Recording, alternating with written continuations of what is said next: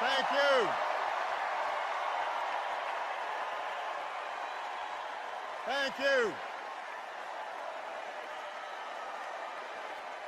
Thank you so much. Thank you.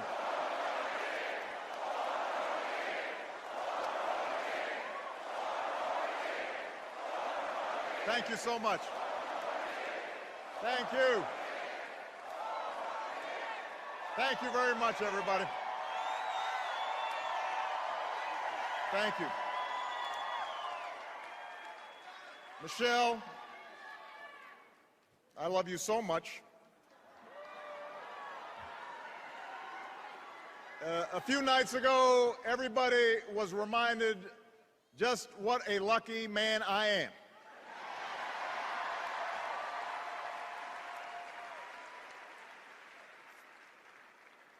Malia and Sasha, we are so proud of you.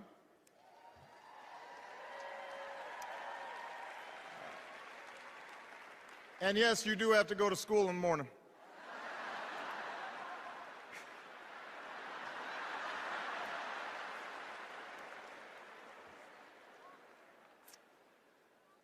And Joe Biden, thank you for being the very best vice president I could have ever hoped for, and being a strong and loyal friend.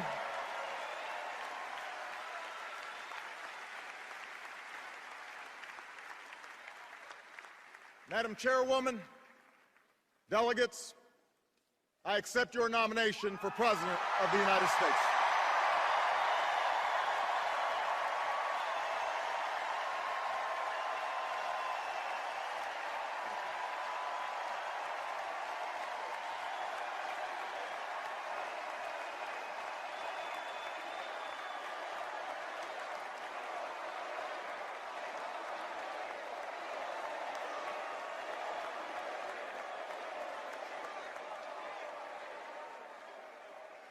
Now, the first time I addressed this convention in 2004, I was a younger man. A Senate candidate from Illinois who spoke about hope. Not blind optimism, not wishful thinking, but hope in the face of difficulty. Hope in the face of uncertainty. That dogged faith in the future which has pushed this nation forward even when the odds are great, even when the road is long.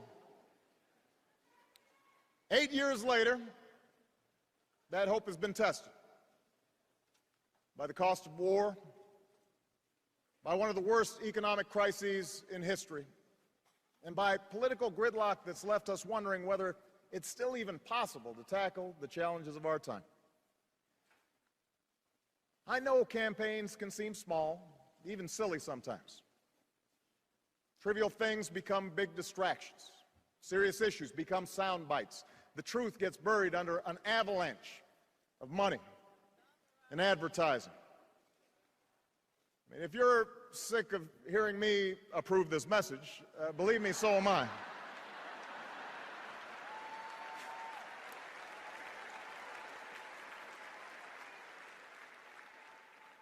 But when all is said and done, when you pick up that ballot to vote, you will face the clearest choice of any time in a generation. Over the next few years, big decisions will be made in Washington on jobs, the economy, taxes and deficits, energy, education, war and peace. Decisions that will have a huge impact on our lives and on our children's lives for decades to come. And on every issue, the choice you face won't just be between two candidates or two parties. It will be a choice between two different paths for America, a choice between two fundamentally different visions for the future. Ours is a fight to restore the values that built the largest middle class and the strongest economy the world has ever known.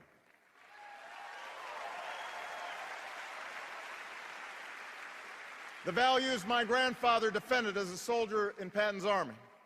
The values that drove my grandmother to work on a bomber assembly line while he was gone. They knew they were part of something larger. A nation that triumphed over fascism and depression. A nation where the most innovative businesses turned out the world's best products, and everyone shared in that pride and success, from the corner office to the factory floor.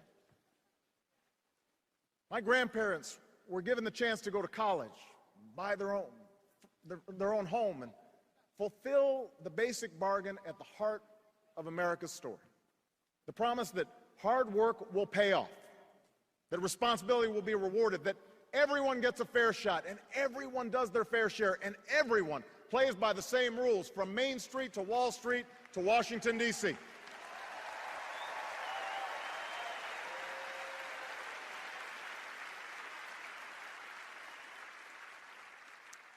And I ran for president because I saw that basic bargain slipping away. I began my career helping people in the shadow of a shuttered steel mill at a time when too many good jobs were starting to move overseas. And by 2008, we had seen nearly a decade in which families struggled with costs that kept rising, but paychecks that didn't. Folks racking up more and more debt just to make the mortgage or pay tuition, put gas in the car or food on the table. And when the house of cards collapsed in the Great Recession, millions of innocent Americans lost their jobs, their homes, their life savings, a tragedy from which we're still fighting to recover.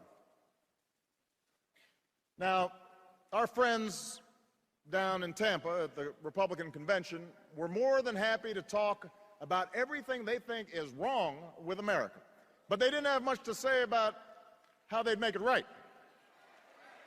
They want your vote, but they don't want you to know their plan. And that's because all they have to offer is the same prescriptions they've had for the last 30 years. Have a surplus? Try a tax cut. Deficit too high? Try another. Feel a cold coming on? Take 2 tax cuts, roll back some regulations, and call us in the morning.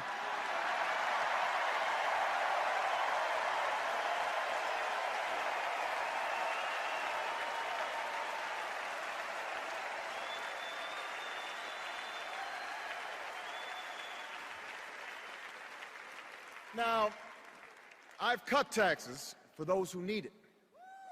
Middle-class families, small businesses. But I don't believe that another round of tax breaks for millionaires will bring good jobs to our shores or pay down our deficit. I don't believe that firing teachers or kicking students off financial aid will grow the economy or help us compete with the scientists and engineers coming out of China. After all we've been through, I don't believe that rolling back regulations on Wall Street will help the small businesswoman expand or the laid-off construction worker keep his home. We have been there. We've tried that, and we're not going back. We are moving forward, America.